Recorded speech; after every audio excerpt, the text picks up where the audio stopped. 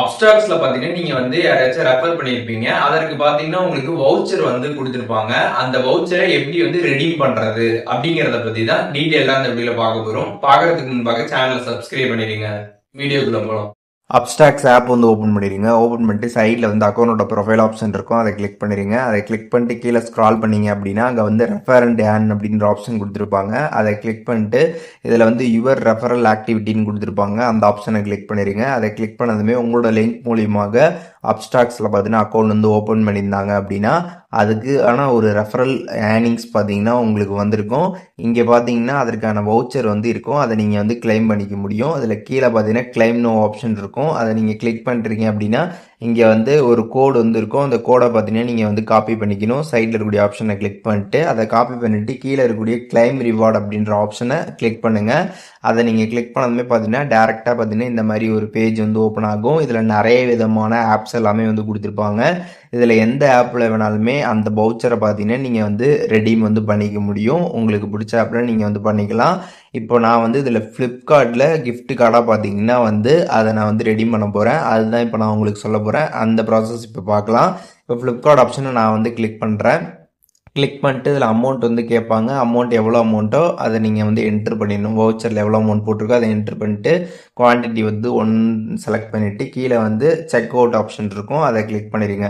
Click பண்ணிட்டு இதில் வந்து உங்களோட நேமு, அதுக்கப்புறம் லாஸ்ட் நேமு, அதுக்கப்புறம் இமெயில் ஐடி, மொபைல் நம்பர் இதெல்லாமே கொடுக்கணும். இப்போது நீங்கள் வந்து எந்த ஆப்புக்கு வந்து ரெடீம் பண்ண போகிறீங்களோ அந்த ஆப்பில் நீங்கள் அக்கௌண்ட் வச்சுருந்துருப்பீங்களா, அந்த அக்கௌண்ட்டில் எந்த நம்பர் மெயில் கொடுத்துருக்கீங்களோ அதை தான் கொடுக்கணும். இப்போ நான் வந்து ஃப்ளிப்கார்ட் வந்து கொடுக்கறனால ஃப்ளிப்கார்ட்டில் நான் வந்து என்ன நம்பர் கொடுத்து லாகின் பண்ணியிருந்தேனோ அந்த நம்பர் தான் நான் வந்து இதில் கொடுத்துருக்கேன்.